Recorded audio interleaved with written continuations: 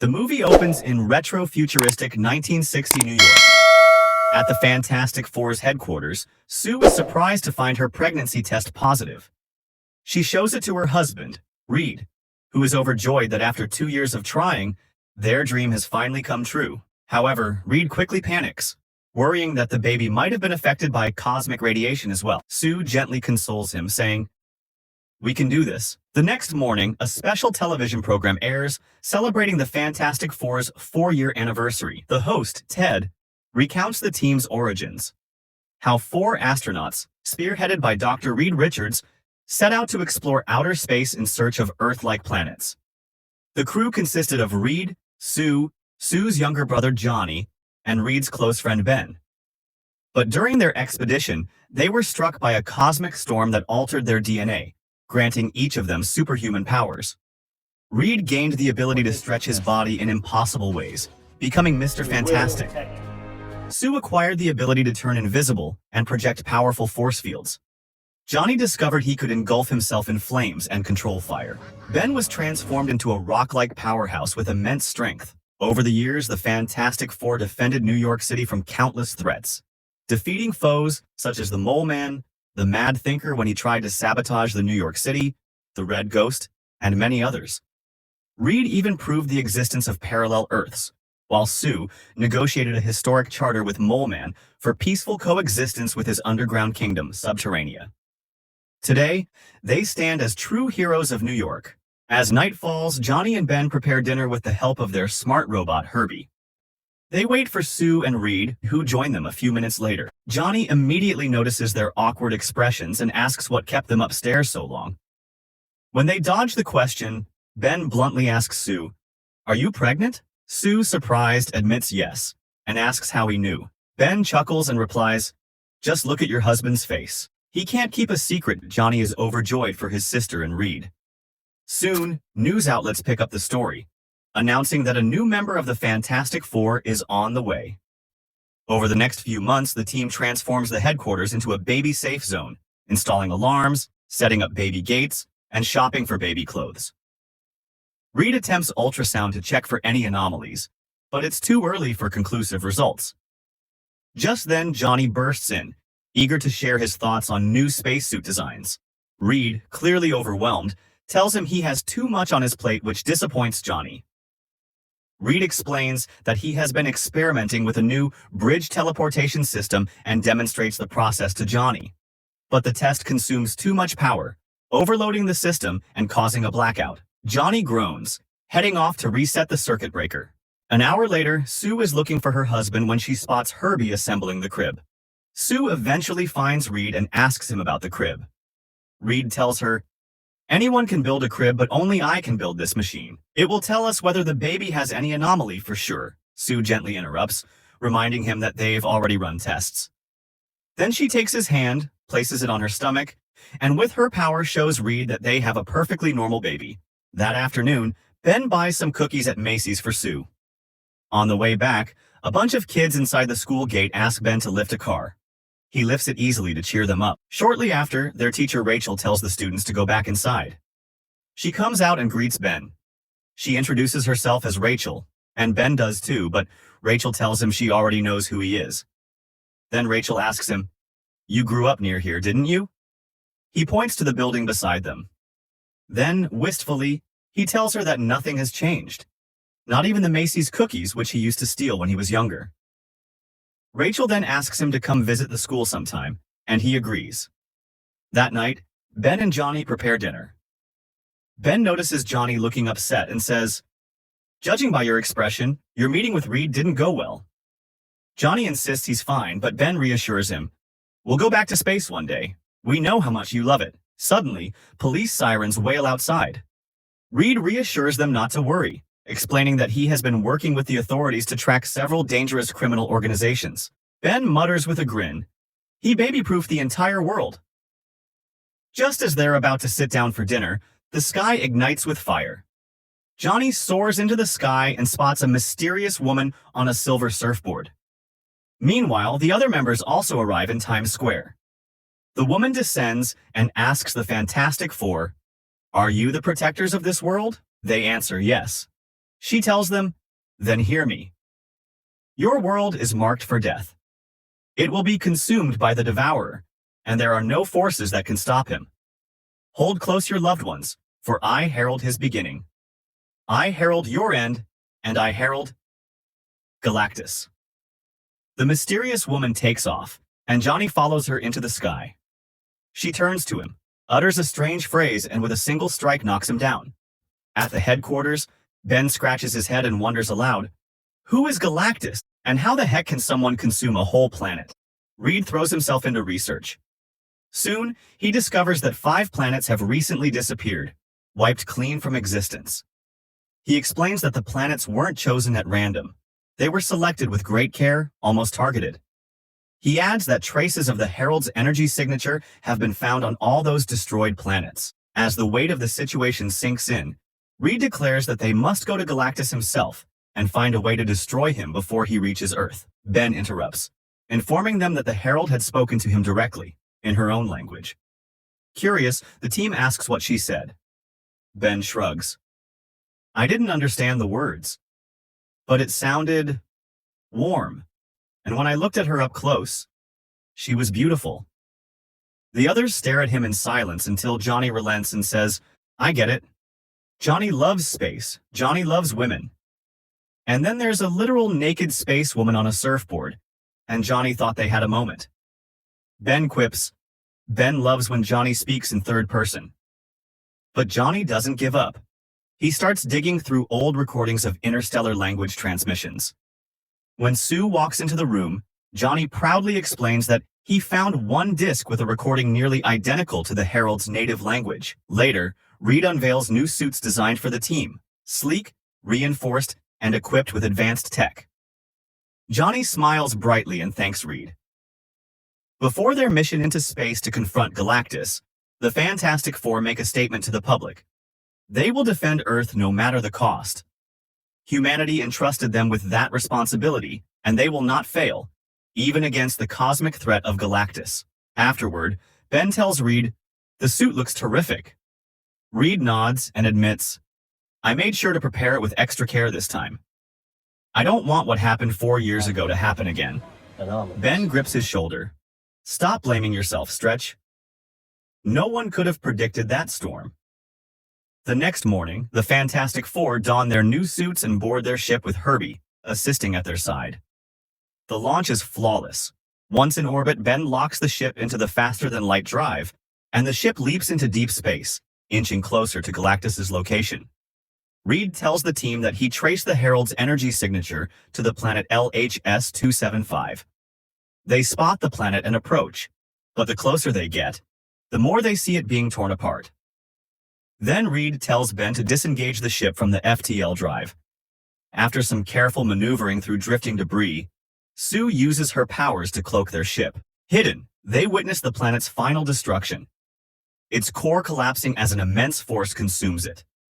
Suddenly, a massive tractor beam locks onto their vessel and pulls them aboard Galactus's ship. A sweeping light scans the team, lingering for a moment over Sue's unborn child. The Herald appears. Ben smirks and mutters, Johnny, your girlfriend's back. But her face is solemn. Galactus would like to see you all, she says. You shouldn't have come. They disembark, and Reed quickly orders Herbie to take samples of the alien environment. The team asks the Herald what Galactus wants. He doesn't want, she replies. He feeds. Sue presses her. How does he choose which planet to destroy? The Herald replies, he doesn't. I do. Johnny follows her, curiosity burning. What did you say to me the last time we met? He asks. She answers quietly. It is a blessing in my tongue. It means, die with yours. Johnny rejoins the team. Finally, the Fantastic Four meet Galactus, a colossal being taller than any skyscraper, his presence both godlike and terrifying. He explains that billions of years ago he was a man from another world until an eternal cosmic hunger transformed him into the entity he is today. Galactus gives the team an ultimatum. Surrender the unborn child, who is destined to inherit his cosmic power and one day bear his cursed throne, or he will destroy Earth. Reed insists that the baby is normal, but Galactus reveals that the child secretly carries immense cosmic power and is hiding it from them. At that moment, Sue goes into labor. Reed and the team refuse to hand over the child, prompting Galactus to vow the destruction of Earth while the baby watches. The team scrambles back toward their ship as Sue writhes in labor. Ben takes the helm, desperately trying to ready the FTL drive. Just then, the Herald reaches for the child. Ben slams the controls. The ship tears into faster-than-light travel, leaping into another universe. Yet even across the cosmic abyss, the Herald pursues.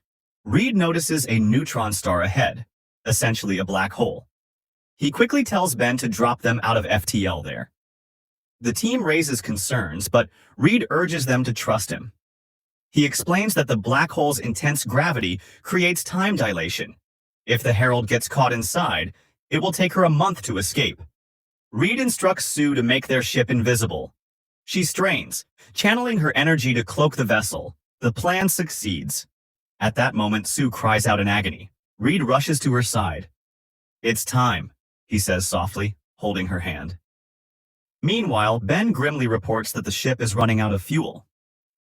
He suggests using the star's gravitational draft to slingshot themselves forward, stealing orbital momentum. Reed calculates they'll need to accelerate to 0.87, the speed of light. He turns back to Sue, while Ben and Johnny man the controls. Through sweat and fire, the team stabilizes the ship. Moments later, Sue gives birth to a baby boy, Franklin Richards. They return to Earth, where a month has passed. New York erupts in celebration, cheering the Fantastic Four and welcoming the newborn with bright smiles and applause. Reed takes the stage to address the crowd. A reporter shouts, "How did you defeat Galactus?" Reed meets their gaze. "We didn't. We tried to negotiate, but Galactus asked too high a price." "What price?" another reporter presses. "Our child. In exchange for sparing the Earth." The crowd gasps. A voice rises. "Are we safe now?" Reed hesitates, then answers honestly, "I don't know." Meanwhile, far away, the Herald finally tears free of the neutron star's pull. She approaches Galactus and apologizes for her failure. But Galactus's voice is iron. "Bring me the child. He carries the power to absorb my hunger. Only through him may I finally rest." At the Fantastic Four headquarters, the team debates endlessly, but every theory on defeating Galactus collapses under its own weight. Reed admits he has analyzed samples taken from Galactus's ship, materials that predate their universe and reality itself. He confesses it could take 10 years to even begin to understand Galactus's existence. And worse, he doesn't know how Franklin could possibly be his successor when every test shows that Franklin was perfectly normal. Later, Johnny plays back his helmet recording of the Herald for Sue. He explains that he now has a fully translated sentence. Sue suggests that Reed could build an algorithm to find the pattern, but Johnny tells her he's busy and will decode it himself. In the meantime, Reed runs more tests on Franklin, desperate for answers. Again, no anomaly appears. Meanwhile, anger boils in the streets of New York. Protesters swarm outside the Fantastic Four's headquarters, shouting for the team to hand over the baby to save Earth. Each day, the crowds grow louder, angrier, and more desperate. As the team struggles to console the people outside, Reed points out that the public is afraid, and understandably so. With no workable plan in place, handing over the baby seems, to many, the most reasonable option. Mathematically sound, ethically grounded, and practically achievable. Sue stares at him, horrified by his cold phrasing. "You're talking about our child like he's a formula." Reed, pained, promises, "I won't give Franklin to Galactus." But Sue shakes her head. "I know you, Reed. You've thought about it." Reed admits that imagining the worst is simply how he prepares for it. Her eyes fill with tears. "Sometimes you being you hurts me." In the silence that follows, Sue tells Reed, "We might not know what Franklin is or what he might become, but I'm not giving him up." Sue steps outside and faces the restless crowd of New Yorkers. Cradling her infant son Franklin, she begins to speak. She introduces him, then opens up about her past. How a tragic car accident claimed her mother, how she and Johnny grew up in a broken home, and how their father, though far from perfect, wanted nothing more than for them to remain together. "That's what family is," she says softly. "And the four of us," she continues, "have all of you, Sue's voice trembles with memory. My mother used to tell me, Susie, for you, I'd move heaven and earth. And now I say this. I will not sacrifice my child for the world, nor will I sacrifice the world for my child. I promise to fight, for both. The crowd applauds and watches as she steps back inside the headquarters. Reed greets her with a rare smile. You just solved it, he says. When you said, move heaven and earth, that's the answer. I've been working on my bridge teleportation technique. With it, we can move Earth to a place where Galactus will never find it. Reed demonstrates his prototype to the world. The news anchor explains the scale of the task. We must build bridge networks spanning the entire globe. These will shift Earth across the stars to a point where it would take Galactus billions of years to locate. And so, the world unites. Cities across continents begin constructing the massive energy bridges. Meanwhile, Johnny continues deciphering the Herald's language, building an algorithm to decode her transmissions. When Reed tests the teleportation system, the circuits overload. He admits grimly to Sue, this process consumes enormous amounts of power. The government responds with a drastic solution, a worldwide curfew and total power shutdown to store energy. Finally, Johnny cracks the Herald's language. Excited, he rushes to tell Reed, only to be waved off. Reed tells him to come and sit down as they are about to move the planet. But before the final activation, the Herald appears.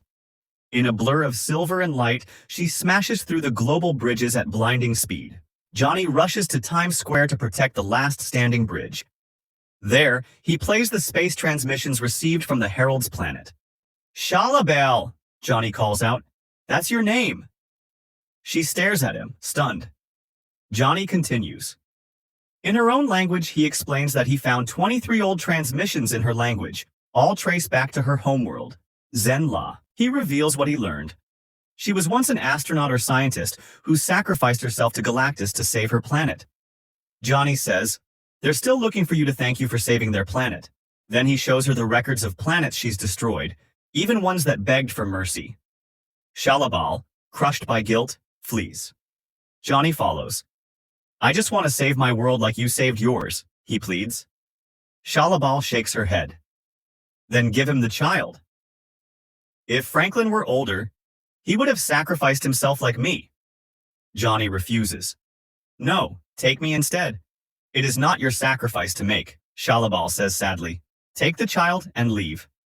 And in time, maybe forgive yourselves for running. Back at headquarters, the team praises Johnny's effort, but he shakes his head. Does it matter? Then he asks Reed, are we leaving? Reed answers firmly, no.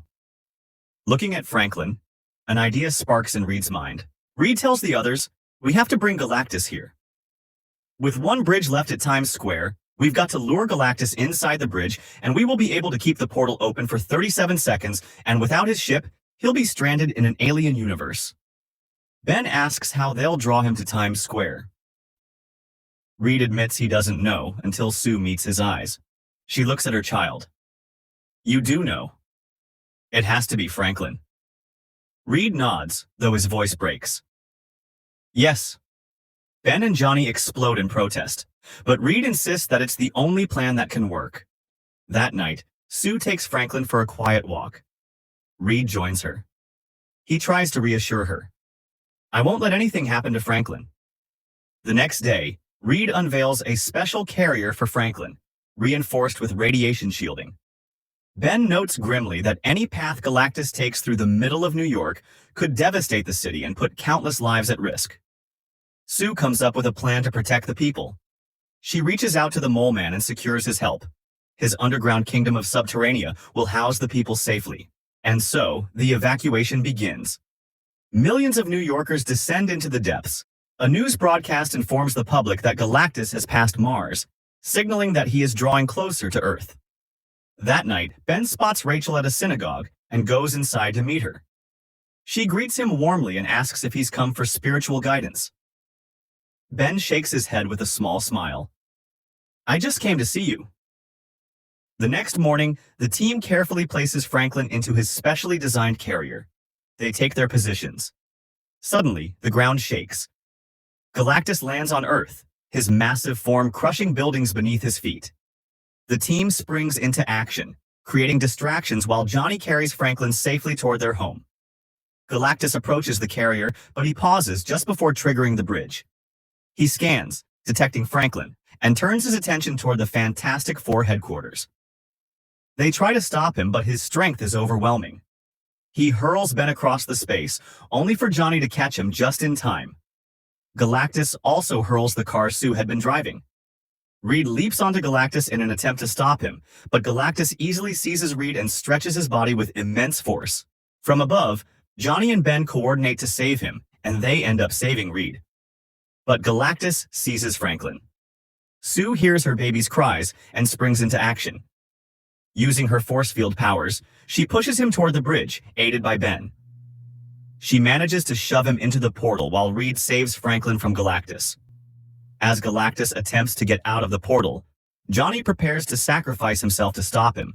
But in a flash, Shalla-Bal intervenes. She knocks Johnny aside and pushes Galactus into the portal. The team rushes to Sue, but they find her collapsed, having given everything to save Franklin. Their hearts sink. Then, a tiny cry pierces the air. Franklin stirs, reaching for his mother. Reed places him gently on Sue's chest, and Franklin channels his powers. Miraculously, Sue stirs, her life restored by Franklin. At the ceremony afterward, Sue and Reed are presented with a new suit for Franklin, marked with the number 5. They laugh nervously, thinking it's far too early.